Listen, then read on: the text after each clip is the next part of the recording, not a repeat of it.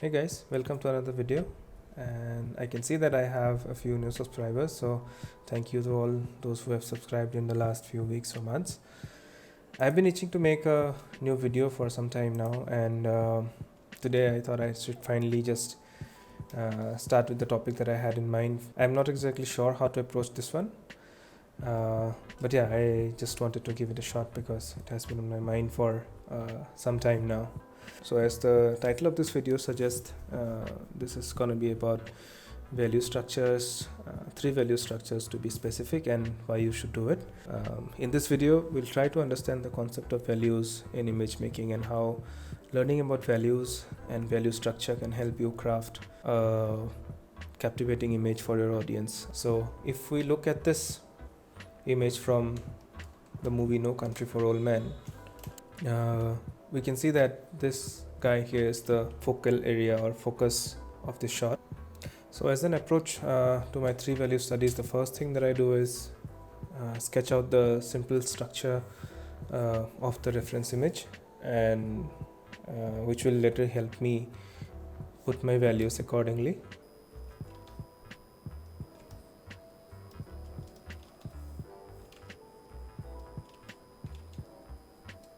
Now after my sketch is complete, and like I said, I tend to sketch only those things which I feel like is really important for the essence of this image, which according to me is this guy uh, looking into a car, and the situation is very tense, and he just found out that somebody is being shot dead inside the car. So the rest of the stuff is like this tree, and this car. I don't think helps to describe the shot. Uh, what I mean is, if we didn't have this car and we didn't have this trees in the back, or even this small speck of clouds, it won't make any difference to the gist of the shot or the way the viewer understands or apprehends this shot. So I have just sketched out the important parts that help me block the image. So after the sketch is done, I'll take another layer and I'll start putting values. So when I say I'll start putting values, I mean that I'll put those values that I think are relevant to this image. So for example, if this value is way in the dark side, and this is a high key image for the contrast and the values, contrast between the whites and the darks are a lot, so I won't choose a lighter value for this one and lose that high key dynamics of that image.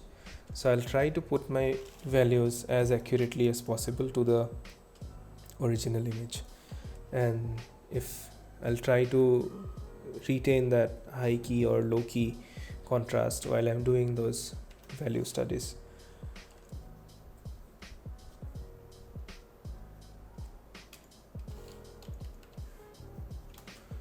It's not really necessary to be accurate um, accurate with the studies. So for example, you can see that the area that I have here, the white area that I have here, is more than what it is in the original image, but that's fine for studies, because these are just studies that you are doing for yourself. This is not supposed to go in your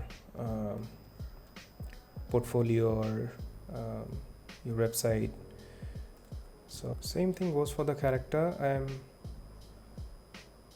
trying to see the bigger forms of shadows here, not really trying to go into any of the details of his cheekbones, or underneath his eyelids, or the folds of the shirt.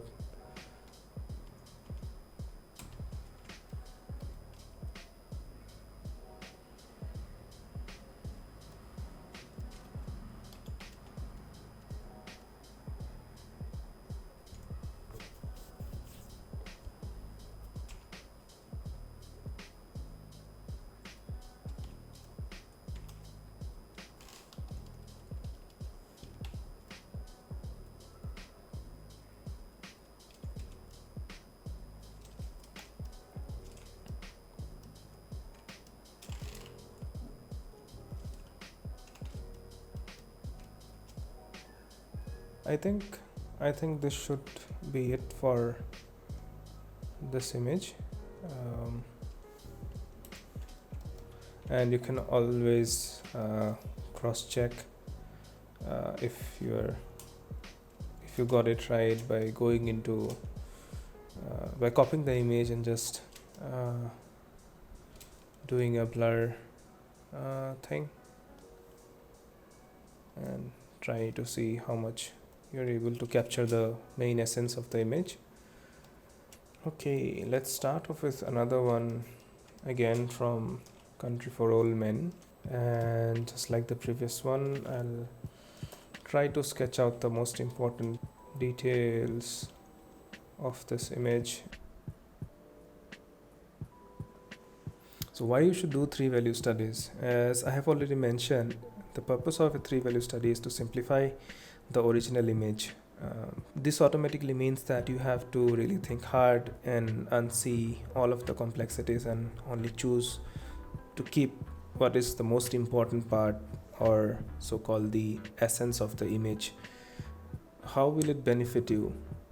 As with everything else in art, training yourself to do three value studies and to see the magic working in your own artwork subconsciously will take a while, but I promise, if you do enough of these studies, it will start happening and you won't even know that you are doing it until one day you come out on the other side. This is entirely from my experience and it is quite hard to explain, but I'll try and hopefully it makes sense to you. As you do more and more of three value studies, you'll start to accumulate a deeper understanding of value structure of an artwork and how it works. You will automatically start to filter the most important elements of the image and ignore all of the spices, savories, and ornamentation, which of course is an important part of the final image, but it is added on top of the simplified layer of a good value structure. As I mentioned earlier, three value studies are to find the inner layer, the skeletal structure of the original artwork. In other words, doing three value studies also teaches us to see the bigger picture and not get lost in the details in the early stages of development of an artwork. You can use this knowledge while creating your own artwork and get a positive start from a very early stages.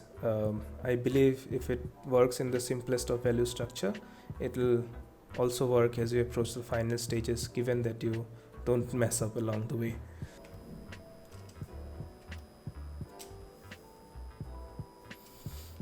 Okay, let's do one. We could do one more from the same movie, but if any one of you would like, you can do this value study and send it to me on my Discord. I have a Discord channel which I'll link in the description below, and you can join my Discord and we can then have a go at this image together, or you can do your study and send it to me and I'll help you out. Alright, let's do one from one of my favorite painters of all time, which is Richard Schmid, and this is one of his painting, and let's do a quick study of this one.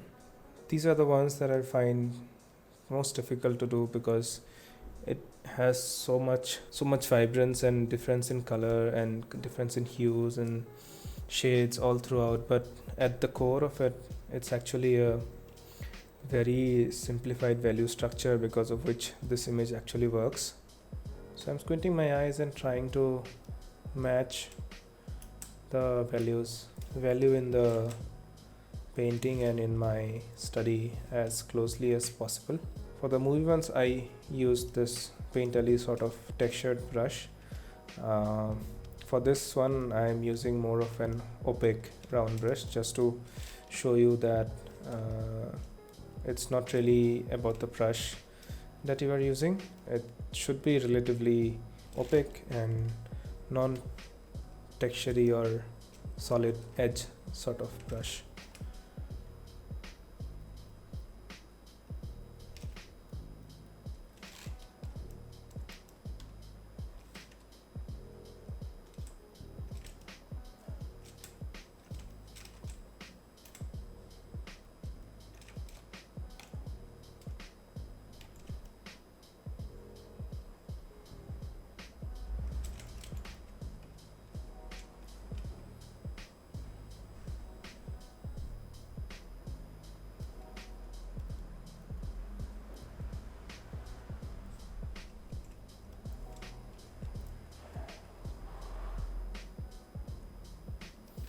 So the reason I added these small elements is because I think it's a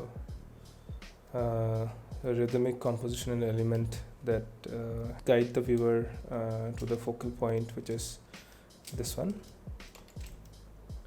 And also, like, there are other minor details which could have been avoided, like those smaller details, but I think it ultimately adds to the overall essence of the image, overall the main idea behind the image which we are actually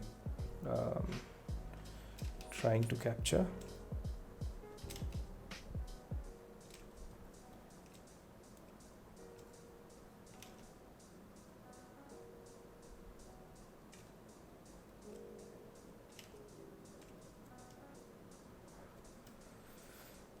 Again, this house has, in terms of value, this house is a bit lighter than the other two houses, but since I'm trying to stick to 3 value studies, I'll have to take that liberty of not including that hut in another lighter value.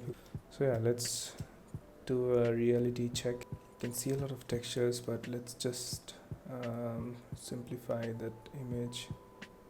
This could have been a little lighter. Alright, so this one is done for this image. Alright, let's do one last one. Yeah, let's go with this one. This one is another of my favorite artists, it's John Singer Sargent. It's a very dynamic image, and it's obviously like has a very simple value structure, because of which we can easily and instantly recognize the subject matter, and it's really hard for us to turn our gaze away from this figure. And just wanted to talk about the composition of this one, the sake that is such a beautifully composed image. What I think is one is the value structure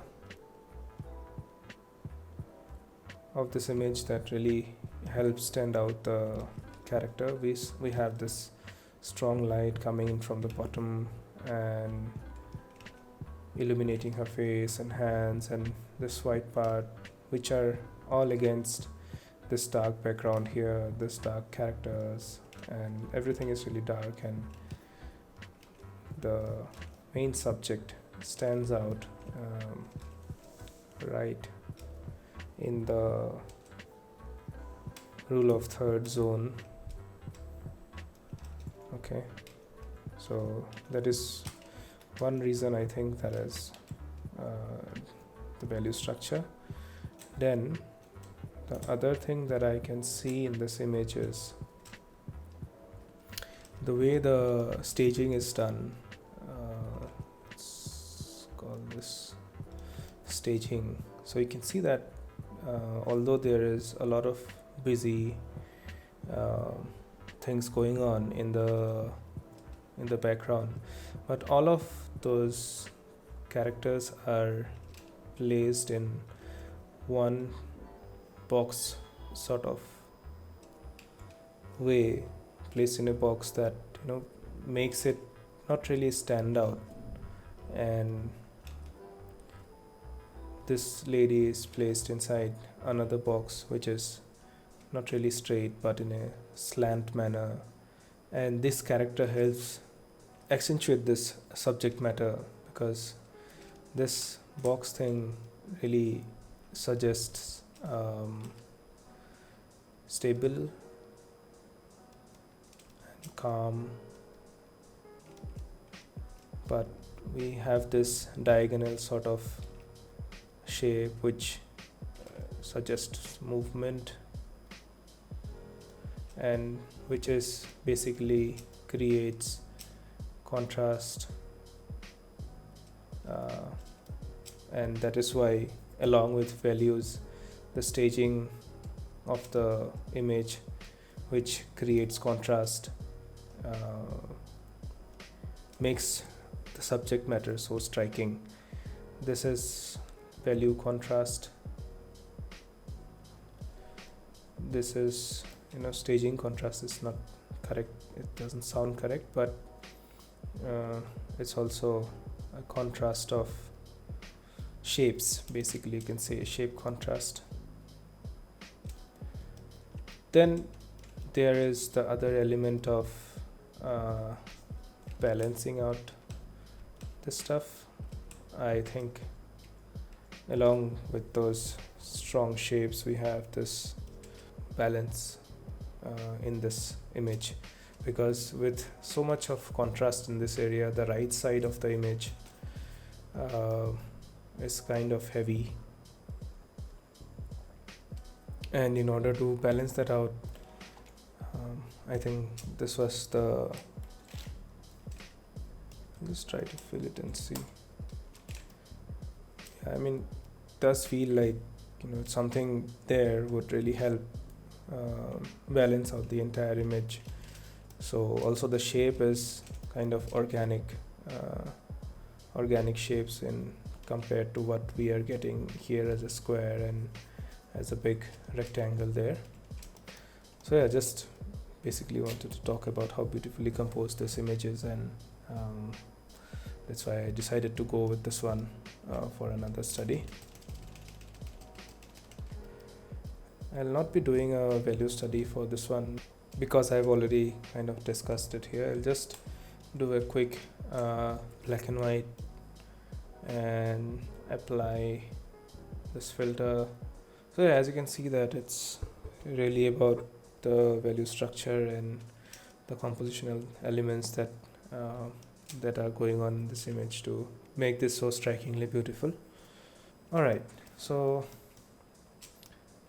we're almost at the end of this video, and just to summarize, till now we have discussed movie studies, and composition and value breakdown for this one. So there's one more thing that I'd like to discuss, which is the application of these principles in concept art. So I'll just put it down there and take a new one. So I'd like to take two of my paintings, and again it's evidently clear that in the first one this is the subject matter, and in second one this is the subject matter due to obvious compositional reasons, but also I just wanted to show the simple value structure that is going on in all of these images. So I took a copy and I just did a black and white layer on top of that and put that to color, and I'll just do a quick dust and scratch filter on this one and dust and scratches filter on the other one as well. So you can see that it also applies to concept art. Obviously, doing 3 value studies or simplified value studies is going to help you in creating your own images, because this is how doing value studies have helped me. And so yeah, I think that does it for this video. As always, thanks for watching, and I hope you got to learn something from today's video. I'll see you in the next one.